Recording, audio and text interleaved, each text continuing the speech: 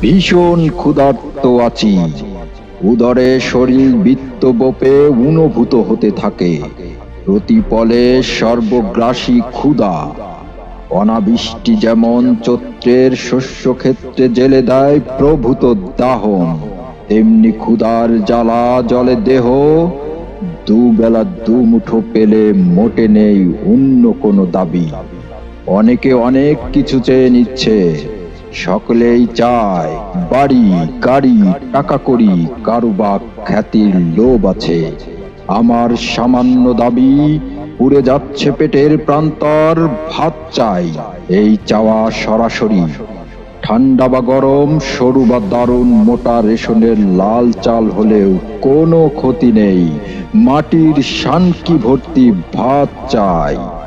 দুবেলা দুমুঠো পেলে ছেড়ে দেব অন্য সব দাবি।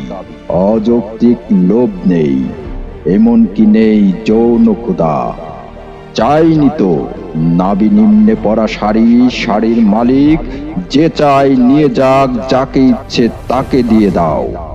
জেনে রেখো, আমার ওসবের কোনো প্রয়োজন নেই। যদি না মেটাতে পারো আমার সামান্য এই দাবি, তোমার সমস্ত রাজ্যে দক্ষ যজ্ঞ কাণ্ড ঘটে যাবে। ক্ষুধার্তের কাছে নেই হিষ্টানিষ্ট আইন কানুন, সম্মুখে যা কিছু পাবো খেয়ে যাব অবলীলাক্রমে।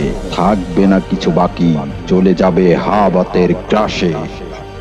যদিও বা দৈবত সম্মুখে তোমাকে ধর পেয়ে যায়, রাক্ষসের ক্ষুধার কাছে উপাদায় উপাচার হবে। সর্বপরিবেশ গ্রাসী হলে সামান্য ভাতের ক্ষুধা ভয়াবহ পরিণতি নিয়ে আসে নিমন্ত্রণ করে। দৃশ্য থেকে দোষটা অব্দি ধারাবাহিকতা খেয়ে ফেলে অবশেষে যথাক্রমে খাবো গাছপালা, নদী নালা, গ্রামগঞ্জ, ফুটপাত, নর্দমার জলের প্রপাত, চলাচলকারী পথচারী, নিতম্ব প্রধান নারী, উড্ডীন পতাকা সহ খাদ্য মন্ত্রী ও মন্ত্রীর গাড়ি। আমার ক্ষুধার কাছে কিছুই ফেলনা নয় আজ।